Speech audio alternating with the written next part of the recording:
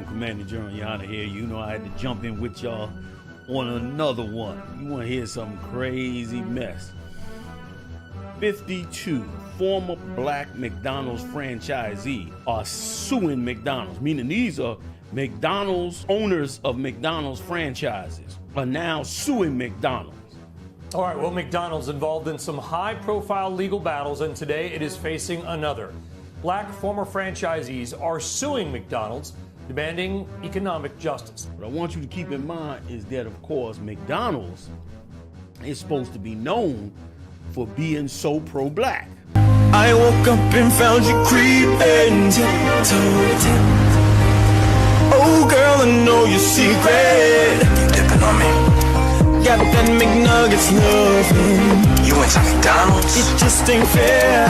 Why can't you share your love with me? Nice song, but you're still not getting any of my crispy, juicy McNuggets. Girl, you got a 10-piece, please don't be stingy. McDonald's is supposed to be known for loving black people and helping black businesses. Yo, cuz, I'm gonna show you how the South does it. Try this out. All right. You got it? Come on. Hey. Hey, what's up? After the party, we're going to McDonald's. Try this out. Hey, yo, cuz, what's this? It's the new Southern style chicken biscuit. That's what's up. So, how you liking the South? Man, yo, I'm loving it. And opening up, you know, different McDonald's franchises, and it's supposed to be no issue. What up, Jake? What up? Where's Calvin? At the J.O.B., man. What? He's still flipping those burgers at Mickey D's? Here's your order. Thanks, Calvin. He's not tired of that yet. Could be kicking it with us, man. Having big fun. He says he has a plan, man. Meet the newest member of our management team, Calvin. Congratulations. All right, man. Management team. Cool. Yep, I'm part of the management team now, Mama. Oh, baby, I'm so proud of you. Don't rip my boy too hard now. Yeah, you're right, because he does wear some fresh clothes. Yo, Calvin, welcome to the hood. May we help you? So, not much. Well, I'm out. Hey, yo, Calvin. Man, what's the word on that job thing? Oh, man, you know, not for me. Or a friend of mine. However, 52 previous owners are now suing McDonald's. And let me tell you something that is good, again, about this coronavirus. The coronavirus and all the upheaval going on in the country has given rise to more courage in black people and Latino people. And in that courage, they beginning to bring out more and more of the things that's being done to us that they otherwise would not bring up, because out of fear of being cut out of the money pot, which is what these franchisees were afraid of. But now they turned around and now they're coming against McDonald's and they suing McDonald's, and the depth of this story is going to be something to behold. Let me first get you the video and let you check it out and then go from there. Black former franchise owners who say the company racially discriminated against them. They accuse McDonald's of steering them to depressed, crime-ridden neighborhoods, setting them up for failure, and are seeking up to $1 billion in damages in the federal court in Chicago. In a phone interview with Reuters, the plaintiff's lawyer, Jim Ferrero, said, quote, "It's systematic placement in substandard locations because they're black." Adding, revenue at McDonald's is governed by one thing: location. The accusers say they were saddled with standard 20-year franchise agreements at stores that needed high security and insurance, with sales coming in below the national average. Many venues became bankrupt. McDonald's denies treating black franchises differently, and new CEO Chris Kempczynski said in a video to employees that the company stands for diversity, equity, and inclusion, but that our franchisee ranks should and must more closely reflect the increasingly diverse composition of this country and the world. McDonald's US restaurants are run by around 1,600 franchises. The plaintiff's lawyer, Ferrero, says the number of black-owned franchises has fallen in the last 2 decades, from 377 to 186. with all this diversity programs, with all this love for black people, and all this little inner city help and all of this, all of it has been BS. All of it was part of the scheme that kept us so blind for so long and have us thinking that, you know, we really got avenues out there. Let me tell you something, man. I understand that the brothers want to protest them little rednecks out there in Kentucky over some statue. I understand they want to stand up for black people and they want to get it on, and I think that's righteous in their heart, what it is that they trying to do. But boy, we should look at some of the greater evil that's being done to us that is really would change the face of black America if we stand and take a good look at it. Let me read a little bit for you as I go into this, because this is going to get interesting. If you hang with me for just a minute, this is about to get interesting. Dozens of former franchisees are suing McDonald's, alleging years of systematic racial discrimination and inequality at the fast food corporation. In a lawsuit filed Tuesday, the U.S. District Court for the Northern District of Illinois, 52 black former McDonald's franchisees owners say the company denied them the same opportunities as white franchisees and steered them instead to locations that are destined to fail, meaning, which is what they do with everything. Give you the substandard food, give you the substandard housing, give you the leftover housing, give you the leftover used cars, give you everything, hand you down everything. And the same with the franchise. You come in thinking this is McDonald's, I'm gonna invest my money here, I'm gonna open a McDonald's, and they already know the areas that are crap and know that they ain't never gonna be successful and know that they're a big problem, and instead they steer you to go get your franchise there, and as a result, you end up losing. Let me check it out a little bit more. And once again, here's another example, like we brought up in the last tape. We brought up how in these phone companies now, they're getting black people fired by turning around and going back and pulling their records up to see if they got any domestic violence calls or any beefs with their wives or any child support issues, so they can fire them and get them the hell out. You think that the protests and these white supremacist groups are bad. That's not where you're gonna feel the pain at. You're gonna feel the pain by these corporations who basically own the ghetto and are now gonna do double time in helping to destroy us and cut us the hell off. Way more than the rednecks could on the street. Check it out, y'all. The lawsuit alleges McDonald's misled these black entrepreneurs and they were deemed equal opportunity to economic success by McDonald's systematic covert racial discrimination. This is such an important point. Systematic covert racial discrimination. That term need to be coined. Systematic, let me get it right. Systematic and covert racial discrimination. That's the discrimination you got to look at, man. That they work in secret to destroy you, just like, you know, I always read how they secretly work to destroy us in so many ways. We are enslaved in so many ways. If you work for McDonald's, I'm gonna show you today how you are a slave, and it's sad. I'm not saying quit your job or anything like that. What I'm saying is, it's sad how this is being done to us. How we are so struggling in such poverty and so on the bottom of the empire, and always trying to pull ourselves up and don't know why we can never pull ourselves up in here. We can't do it because they're doing so much dirt, which I'm about to show you all in this video. You're gonna be shocked at what I'm gonna bring out, some of the stuff I'm gonna bring out in this video, man, that's already come out. Here's what they're saying. The plaintiffs seek a jury trial and damages of between $4 and $5 million for each store. Each store is seeking $4 and $5 million. And let me tell you something.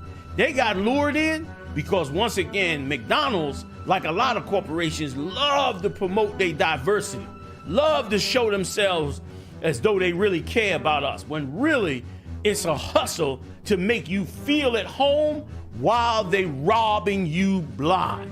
Make you feel comfortable, make you feel like you're included. And for all you that go to church, all you good Christians,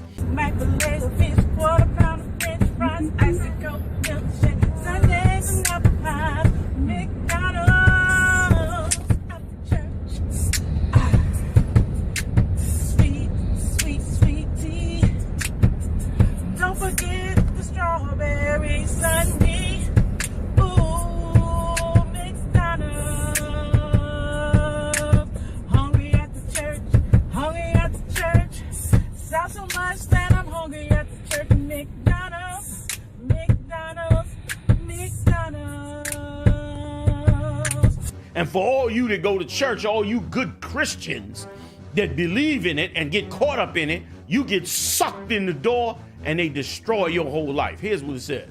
Each and every one of these businessmen and women tell a story of dashed hopes and lost dreams. Good point. Your hopes and dreams get dashed and lost because your hopes and dreams are in this kingdom instead of in the Lord and in the Lord's kingdom and in a way to help your own. Instead, you latch on to this kingdom, get selfish and think you're going to be a success and leave the rest of your people behind. Get caught up in the game and they just rob you blind. The solution for us is us coming together like I always bring out. Here's what it says. Hopes and dreams dashed to pieces. Attorney James Ferraro, who is representing the plaintiff, said in a statement, the world will soon see how these 52 people of color risked everything on the golden arches only to be kept down, marginalized, and driven to ruin. Because it costs a lot to get in there. The franchise alone is 45 grand. Not to mention building the store. I heard, I don't know, it might come up in the story, but I heard building the store costs you $400,000.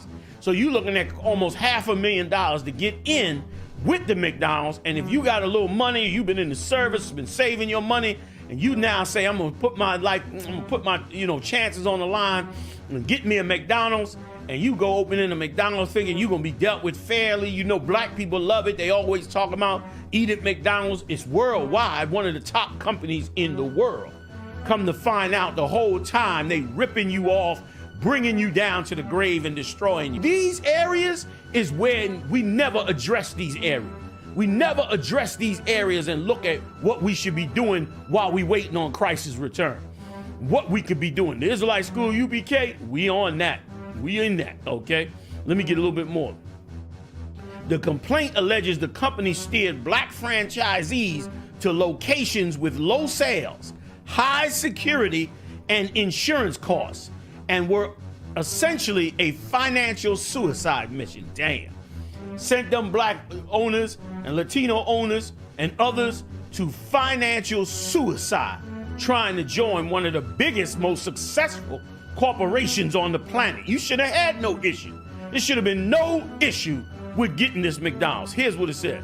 It also states that black franchisees were treated differently by being denied assistance during financial hardships, which show you that white franchisees were given, meaning the white franchise owners, they got help. They got help and assistance to help keep them up. The black ones treated you like garbage, which they treat you like you lazy. You're the hardest working people in the world, and we let them put the stigma on us that we are lazy. Once again, like I've been saying, we got to stop blaming us. We got to stop blaming us. Black people hate to hear these words come out my mouth when I say we got to stop blaming us, because we've been so ingrained to blame ourselves. We love to blame ourselves. We love to say we got to do better. We got to do harder. When you got whole systems working against you, and only Christ could get you out of that, man. Only the Lord could get you out of that, and you should see it. It's all around you. Like, we in poverty and in filthy, destroyed neighborhoods, man, and looked at as evil and all of this by design, by pure design, not by natural selection, man, by pure design, and claims that black franchises were denied the same growth opportunities that were offered to the white franchises. They trusted them. They gave them the opportunities, but when it came to you, oh, hell no. They didn't even think about giving you the opportunity. While in 1998, there were 377 black McDonald's franchises. Today, there are 186 left standing. Imagine that. Imagine that. They basically wiped out half, a little less than half of all the black franchises. Why? By steering them in them direction, putting them in areas where they know they wanted a McDonald's, but they knew the chances were so such that they would lose power, that they would end up shutting down. So they put you in them areas that basically drained everything you invested and wiped you the hell out. Where is the black McDonald's? That's what I want to know. And why haven't we gotten together and gotten it done in the meantime while we waiting on our great and holy King? That's why we eating. Everybody knows McDonald's is garbage, but all our kids love it. The kids love it. They love every bit about it because of the well-placed advertising. But where's ours that our kids love? Once again, you better learn that, man, because you're going to see at the top of this, before this is over, that same nationality of so-called Jews are at the head of this game also, man. That's what you about to find out. They at the head of this game. And you don't even know it. You don't even know. You can't even see the enemy, man. You can't see the real enemy that got you binded down and keeping you oppressed, man. You can't see him yet, but they're getting revealed little over time and over time. Let's get some more. Okay. It said that in 98, they had 377.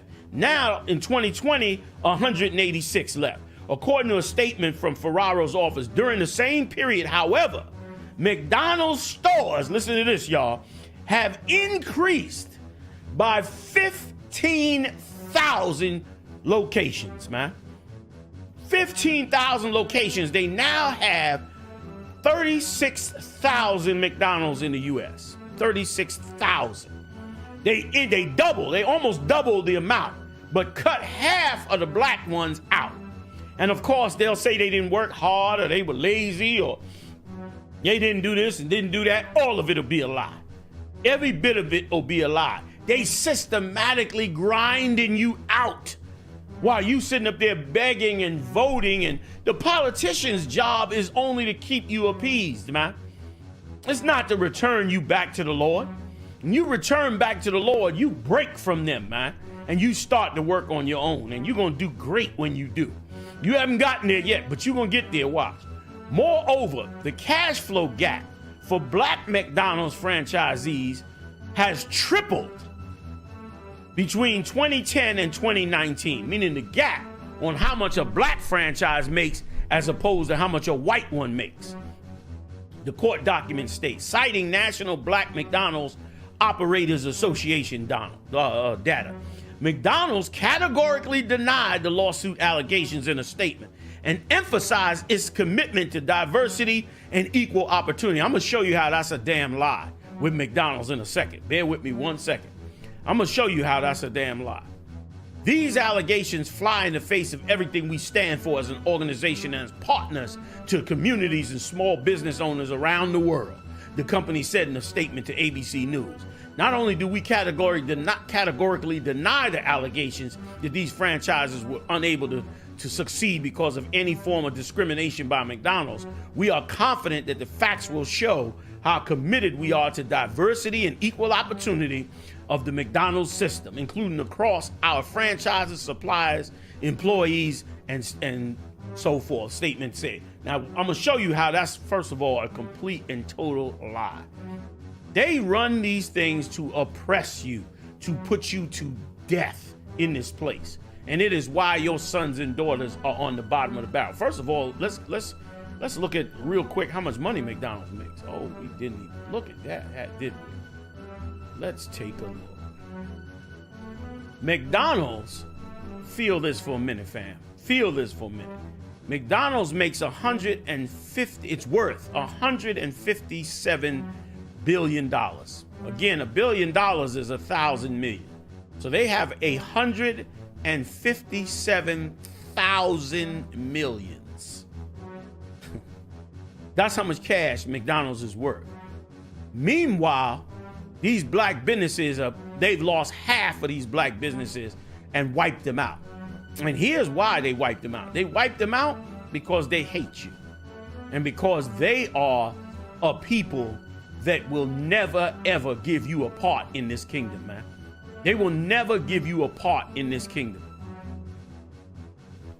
Let me explain what I mean. Let me go back a little. First of all, let me just break this down for you. The CEO, the head of McDonald's right now, is an Edomite, a so-called Jew of Polish descent named Christopher Kempczynski. That's the CEO of McDonald's right now. That's the big dog that runs all of McDonald's right now. He's a so-called Jew from Poland. And from there, and I'm going to show you something else about them in a second, but bear with me for a second. And what you have to understand is They sit up there and say black people, at some point, black people have to pull themselves up by their bootstraps. At some point, black people have to, stop complaining and have to do for themselves. Meanwhile, these people have been eating you alive for the last 100 years, including the so-called Jew. Let's go back in history. Let's get a little history on this CEO that's running McDonald's, and you tell me if you think this is a good people. His great-great-grandfather was Leon Kepczynski, a so-called Jew born in Poland back in 1875, came to New York City, Brooklyn in 1923, joining the so-called Jewish community. In 1913, he had his son, Anthony Kepczynski, who eventually turned around and helped build the wealth of the family until he died in 1988. So remember now, in 1878, you had just been emancipated from captivity, from slavery in 65. This is a decade after the emancipation of slavery. The minute that emancipation was up, them so-called Jews came in here and others from all kinds of nations. That was when the influx of the other nations came because they realized slavery was over. This was their opportunity to come over here and, of course, steal up everything that was supposed to go to you. Everything that was supposed to go to you as you came out of slavery, they ate it all up.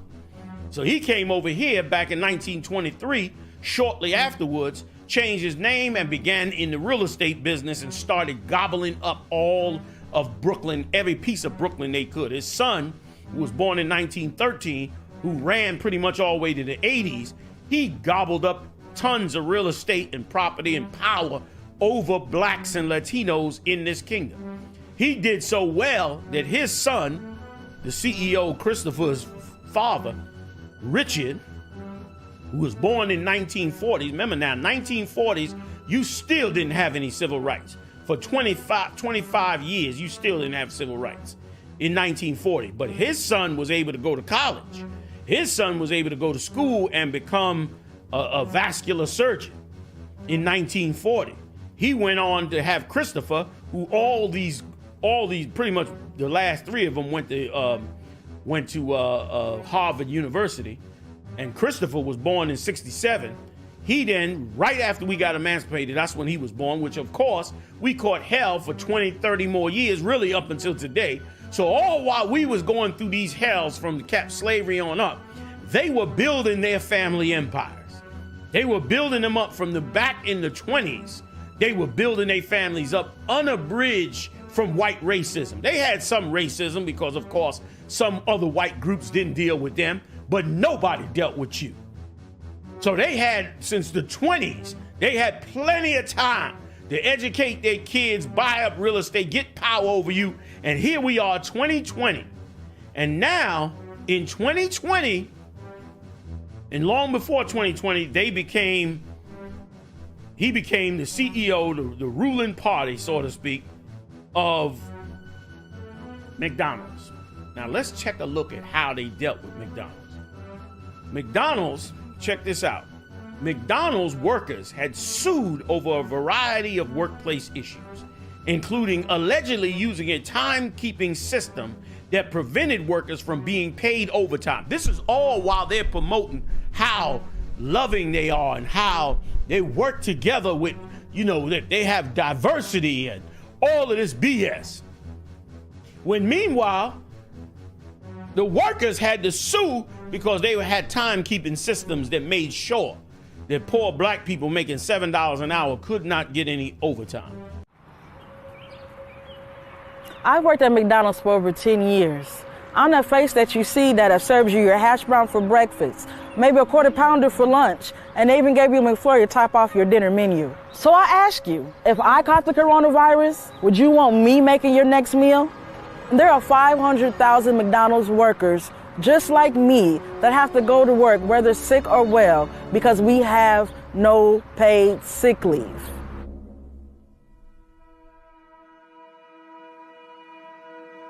I currently make $11.50. I live paycheck to paycheck. The 6th day for me is lost wages. I literally have to be damn near on my deathbed to take a full-blown sick day. The missed check is the difference between me having a roof over me and my family's head versus us being homeless. Welcome to McDonald's. May I take your order? McDonald's is one of the largest employers in the world. There are hundreds of thousands of McDonald's workers that touch millions of customers' food each day. There is nothing so clean. That's my burger machine. The CDC found that 20% of food service workers go to work even exhibiting signs of vomiting or diarrhea. And I should know, I'm one of those workers. Last week, I was under the weather. I was sick to the point where I had to leave the grill to go to the restroom, and I wound up vomiting. And I could have been sent home with paid sick leave and not have to worry about coming to work sick because I don't have to worry about how my bills are going to get covered for the days that I missed. Hello, McFamily. Last week, McDonald's did roll out a coronavirus plan stating that anybody that's quarantined will be paid. Protecting the well-being of our people and our customers is our #1 priority. But you guys, don't be fooled. That's only for corporate-owned McDonald's. But 95% of McDonald's are franchise stores, including my store. So that does not benefit us whatsoever. Today, the Senate has taken up coronavirus legislation. This week, the government passed a law that enables people that have the coronavirus to get paid time off. 2 weeks of paid sick leave. The bill does have an exemption for businesses with 500 employees. Depending on how you look at it, it only covers about 20% of workers. Republicans made it so that doesn't apply to big businesses, such as McDonald's. And listen closely, that's only with the coronavirus. What about the flu? What about the next outbreak? What then? McDonald's has the power to make it so anybody in a McDonald's uniform that wears the McDonald's logo, like I do, could be provided with paid sick leave, especially during this critical time. Companies can change this. Since this coronavirus pandemic, Olive Garden has given their employees paid sick leave, not just during this time, but for good. So we know that McDonald's, Burger King, Wendy's, Subway, they can all do it as well, but they just have chosen not to. McDonald's could provide paid sick leave for hundreds of thousands of its workers right now, here today. Well, with that being said, off to work I go. Y'all have a blessed day. McDonald's Corp agreed now to pay $26 million to settle the long-time running labor dispute over allegations that the fast food giant underpaid staff in certain California restaurants. So remember, this is just in California. Just in California. They doing it across the entire country. But they settled with California so they wouldn't come out. How horrible they treat black people. That's why you turn on the news now and you see, you turn on YouTube, you turn on the news, you see all these fights going on in fast food restaurants. A lot of it is because you got crazy people coming in the restaurant. That's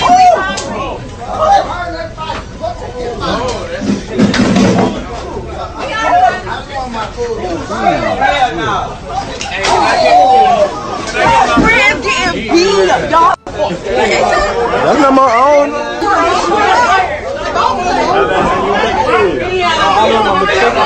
Can we get our food? That's what I'm saying. But a lot of it is the dead frustration of these workers being paid nothing in a $157 billion corporation. I tried to be nice. I asked for money. I can't record this shit. I can't record it, girl. What you bitches do? I'm rich as fuck and take for bitches for late and I clock out at 11 o'clock and I can't get my fucking money. I told that bitch that I'm taking my money. And bitch, I'm serious. I told that bitch that I'm taking my money. Hell no. World star, what you talking about? This motherfucker going on world star, nigga. What you talking about? Hell no. This motherfucker going on world star. Give me a barbecue. Hey, what just happened, G? What just happened, G? I just smoked this blunt, G. Man, what the fuck? I don't know what the fuck. I just smoked this blunt, G. I don't know what the fuck going on. That shit was good, 0 to 100. Who they done? I'm a gun. We're gonna Rockstar. Fuck you talking about. Where we at? 157 billion, and they had to sue for themselves to get more than minimum wage, which is why we are foolish to think that you could stop racism or you could somehow bridge this gap when they are making hundreds of billions of dollars off of your poverty. It's good money to keep you a slave. Don't nobody want to let you out of being slave. What the other nations want is a chance to be your slave master also. That's why the East Indians are buying up all the McDonald's now. Everybody wants to be your slave master. And nobody wants to hear you say, you know, we should be treated equally and fair. You the only fool listening to Christian preachers tell you that, you know, equality and love and let Jesus prevail. Christ is trying to separate you, man. That's what the coronavirus is about. That's what the plagues that's coming is about. Getting you back to you so you can get the right leadership over you so that you don't be a sucker under these different nations, man, like you've been for so long. Listening to these fools lie to you and make you believe that up the road there's some reason to have hope.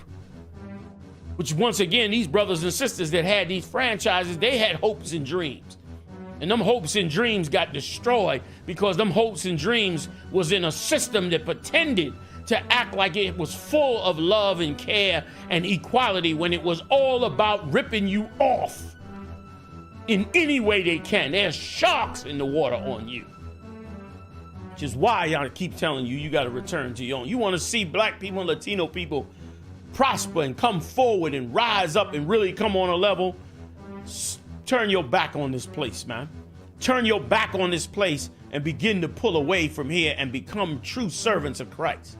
And watch the Lord work for you, man, and change this place. Let me get a little bit more. Okay? Several McDonald's workers sued the company in 2013 for a variety of labor violations, including using a timekeeping system that prevented workers from qualifying for overtime. The class action suit included tens of thousands of McDonald's cooks, and cashiers in corporate-run stores across California. Not privately run stores, corporate-run stores. You had privately run stores, they didn't sue them. But them corporate-run stores, they sued them because they were disgusting. Why? Because so-called Jews sitting over the top of it and have been your slave master for generations and have hated you every step of the way while bleeding you dry. Okay? You wouldn't have to ask them for nothing if you just made money from off of you and your people and what you did for yourselves, man. And the Lord would bless you in it. Instead, you gave all your wealth and power over to them in the civil rights movement. Gave all your power and wealth over to them in their corporations that wiped out all of yours. Listening to Martin Luther King and that lie. Gave over all your trust to preachers that they owned, that brainwashed you and fooled you into believing that you should join them when you should serve Christ, man. You should be serving him, brother, sisters. Let me read some more. The allegations included workers being forced to clock out during times when restaurants were quiet. Imagine that. You at work, but you got to clock out because the restaurant is quiet, so they don't want to pay you. So you got to clock out and sit in the dining area until they get some business again, then you can clock back in. Trying to save every quarter off of you, man. Imagine that mess. During times when restaurants were quiet and barred from taking breaks. You couldn't take a break then. Workers also claimed that they bore the cost of buying and cleaning their own uniforms. They had to, at $7 an hour, they still had to buy and clean their own uniform. McDonald's denied any wrongdoing as part of the settlement, which applies only to California. They paid $26 million and turned around and said, well, we denied the claim. We don't believe that that's what happened. They know good and damn well that's what happened, but paid it anyway. While we continue this, McDonald's speaking, while we continue to believe our employment practices comply with California Labor Code, meaning this. We believe, meaning this is what we able to legally get away with. We only got to, even though we worth $157 billion between 36,000 stores. We worth $157 billion. We still believe that we don't have to, we know that the law says we can pay you this minimum wage. That's why they say we believe we complied with California labor laws, meaning we did exactly the minimum of what we had to do for you to be employed with us. They monsters, man. They monsters. These so-called Jews, they sitting up over you and they have no empathy at all for what you're suffering in this kingdom. And you, this part they write on. You should help yourself, but not in the way that they want you to. You should help yourself by coming together under the Lord and under Christ. You understand? How you gonna serve the gods of other nations and expect your life to be right? You serving the gods of the white Jesus, man, when Jesus Christ was a black man and didn't teach what they teach you in church. You trying to serve the Arab gods and believe in the way of the Arab life and the East Indian life and even the white Jewish life and following their gods to the end that they become your masters, man. Go back and read the scriptures like I always bring out. One of the first things the Lord did every time he got us out of some captivity, one of the first things he did was get us to turn from the other nations' gods, man. We had to turn from them Egyptian gods and go serve the Lord. We had to turn from the Midianite gods and go serve the Lord. We had to turn from their gods. We had to turn. Remember, Daniel didn't want to bow down and worship the gods of the Babylonians. Yes, of the Babylonians. And got in trouble before it. Shadrach, Meshach, and Abednego didn't want to turn from the gods of these Babylonians, man, and got thrown in the cauldron, and the Lord had to deliver them. Christ didn't want to follow the religion of the Sadducees and Pharisees because they were following the way of life of the Romans, man. And he turned his back on that whole religious institution, even the very temple that supposedly Solomon built. But by the time of Christ, that wasn't even Solomon's temple. They were just calling it Solomon's temple. But it was a Roman temple that the Romans built on top of Solomon's temple, man. And as a result, here we are worshiping their God yet again, putting our hope and dreams. The article put it right. We put our hope and dreams into this empire. And it is why we're angry and protesting and marching and upset. But we ain't making the right decision on top of it, which is to turn back to the black God. That's why you hear me always using the term, show me the nigger God. Because that's the God gonna help you, man. You want the God of the niggas. Everybody else got a God. The reason why I say it is because when you say that term, the nigger God, people act like, oh, I can't believe he said that. You got a God for everything else. You got a God for every nation on earth.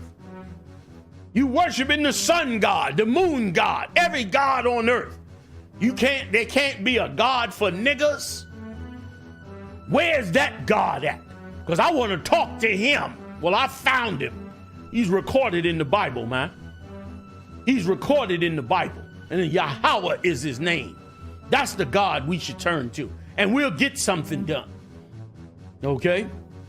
Let me get a little bit more. Okay?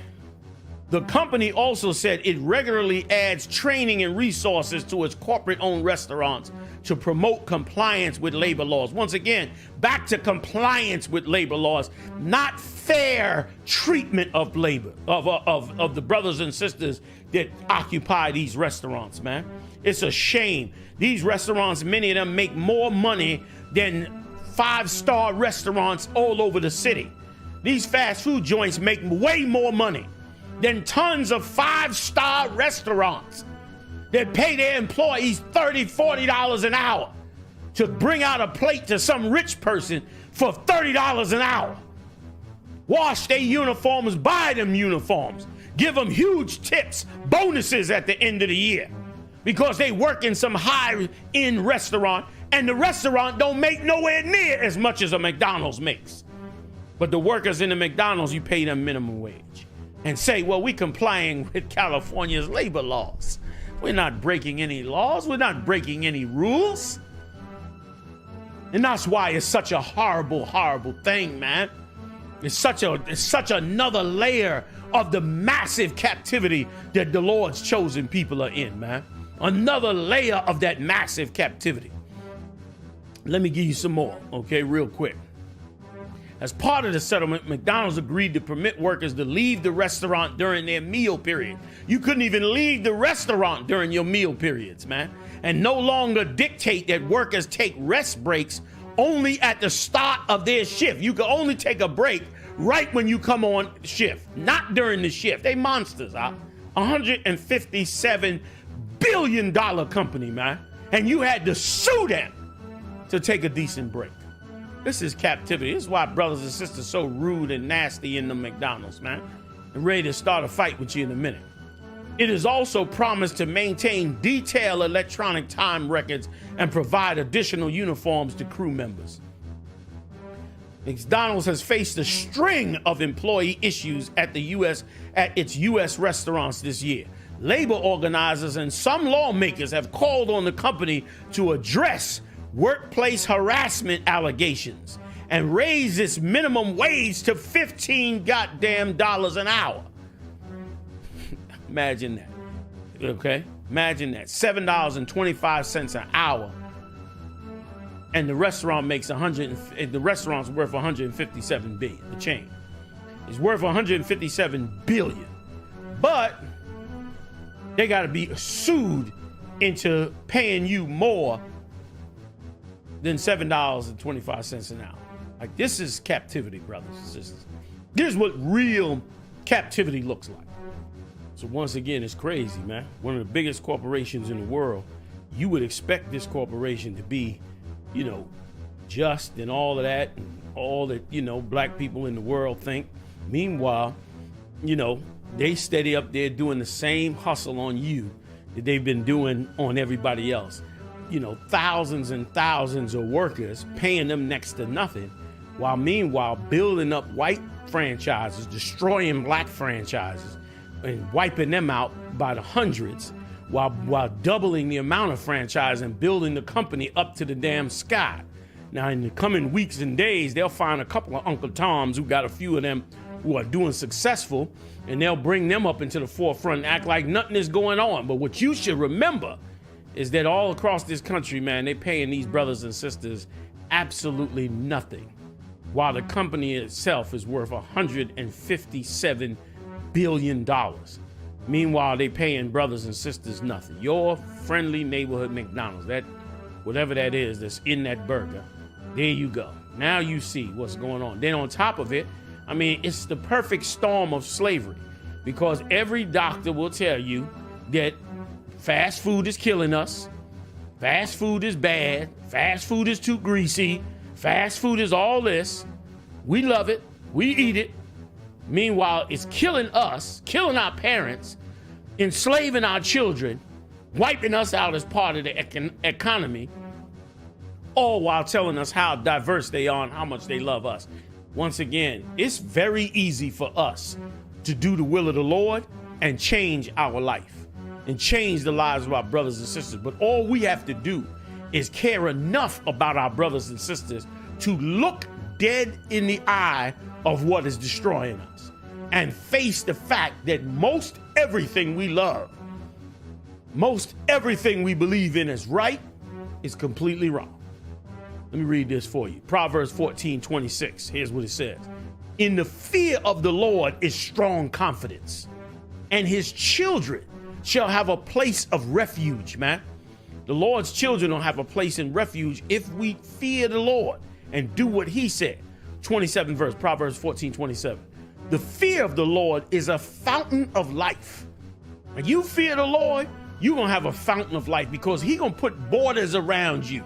Like, that fear of the Lord means this. It don't mean run around, oh God, you know, like a spook. That's what they show you in horror movies. That's not what it's talking about. Fearing that the Lord will punish you like a good father will when you misbehave, and knowing what it is that your father wants, starting with laws, statutes, and commandments, compassion and love for your brothers and sisters, preferring your brothers and sisters before any others, just like any parent does. Any parents say, I don't care what them kids doing out there, you make sure you have your behind home at this time. I don't care what other parents do, you make sure you watch out for your little brother and little sister. That's what the Lord does. The same thing he put in you is in him. And you are his children. And in fearing him, you get a fountain of life. Here's what it says, middle of 27th verse. To depart from the snares of death. And when you fear the Lord and you start following his commandments, you and your people begin to what? Get out of the snares of death, man. Which is what is happening to us in this place. And we got a short bit of time to get it done so that we can return unto the Lord. Here go another one for you. This is 2 Samuel, 22nd chapter, 4th verse. 2 Samuel 22 and 4. This is David speaking, man, about him going through his suffering. Once again, the Bible is an enormous book of wonder and righteousness. Because the Bible, of course, has all the answers to everything happening to us in our captivity. And let me tell you something else. When we're in our kingdom and in our great wealth and ruling the world and at peace on our bed, we're going to read these stories and be horrified at what we went through in these past times. We're going to read about the captivity of Egypt. We're going to read about the captivity of Babylon. We're going to read about the Assyrians, the Romans, the Medes, the Persians, America, France, Germany, England. We're going to read about these captivity. And we're going to be in our kingdom in safety and in peace and haven't seen wars in hundreds of years. And open up these stories and going to look at them with amazing horror that we went through these things, because we'll be so far removed from it, we won't even understand it too well. We'll be like, I can't believe they went through all of that. And we'll be so thankful for the Lord for all that he's done to us. We can't see it now. Our love and hope and trust is in the empires and the gods of this world. But in that day, boy, our love for the Most High is going to be strong. We're going to know how we get out of our jams. We're going to know where our bread is buttered at, as they say. We're going to know it in that day. And it's going to be glorious to the Lord in that day. He's going to receive what any father would want. Any father wants to be beloved of his children because he went out there and worked hard and took care of his family and raised them up and protected them and punished them when they needed it and made them whole. That's what he put in you. That's why he said, let us make man in our image and likeness. He made you like him. And in you being like him, you should understand him and understand what he wants as a father and do the will of the Father and watch him like he love his own. Like Christ said, you being a wicked man, your son asks you for bread, would you give him a stone? You would not give him a stone. He's your son. You love him. You give him some bread. Well, the Lord said the same about you. He's sitting in heaven waiting for you to say, I will return, Dad. I will do what you said. Can I eat some bread? He ain't gonna give you a stone.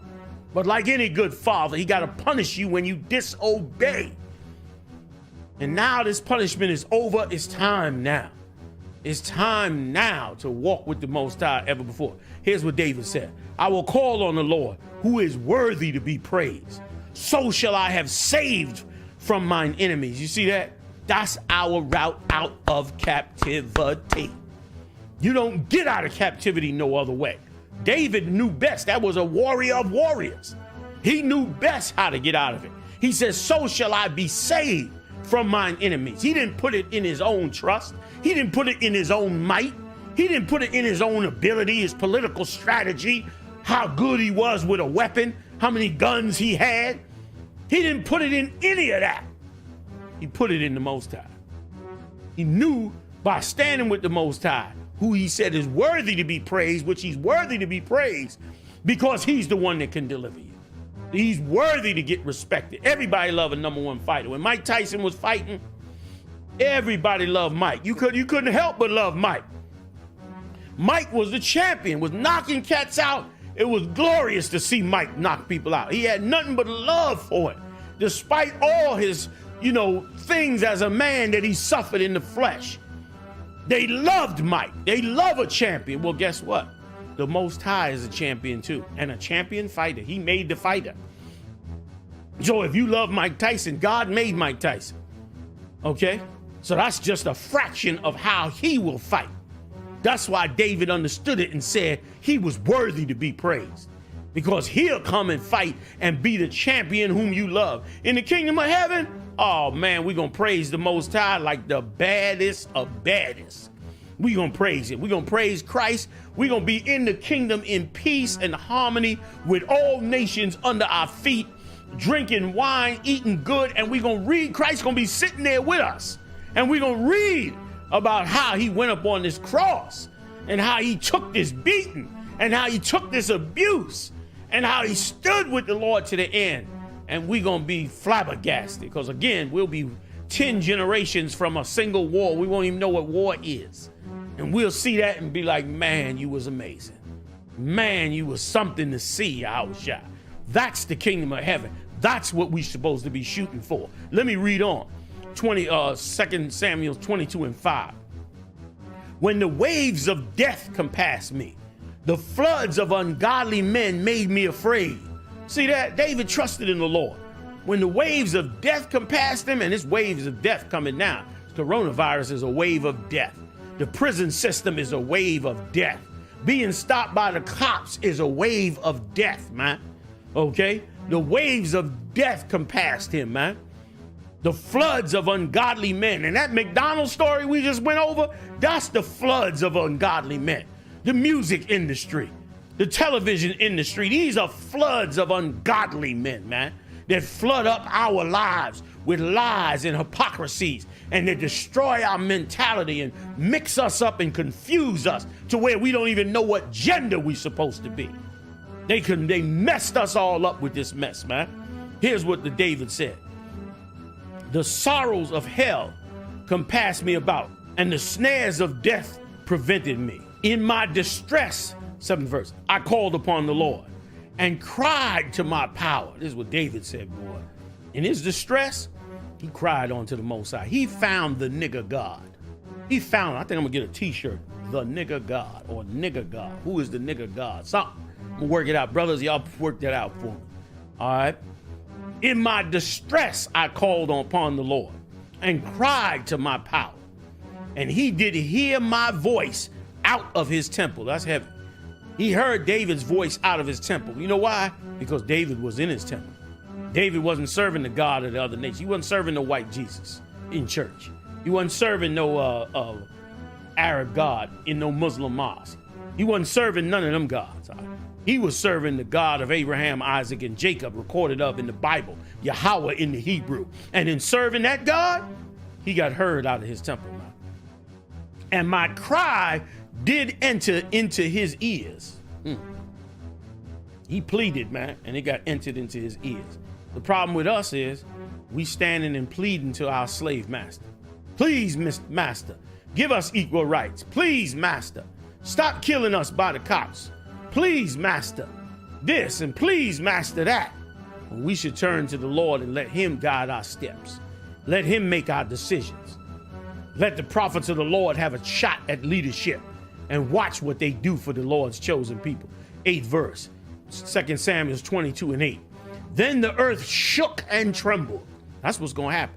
As black people, Latino people, and natives start to turn back to the Lord in droves. They're going to do it in droves because the Lord going to force them to. He's going to force you to it. The Rona is just the beginning, and we're going to turn to the Lord in droves. The foundations of heaven moved and shook. The foundations of heaven are all those that's ruling in these empires, that's ruling in these corporations. Like this guy we talked about running McDonald's. They in heaven since their great-grandfathers been living good and going to Harvard and making money off of black people, stole everything they had down there in Brooklyn, man.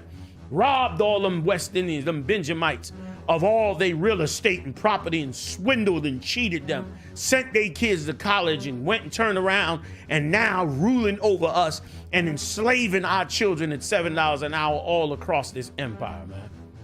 But the Lord said, man, the heavens moved.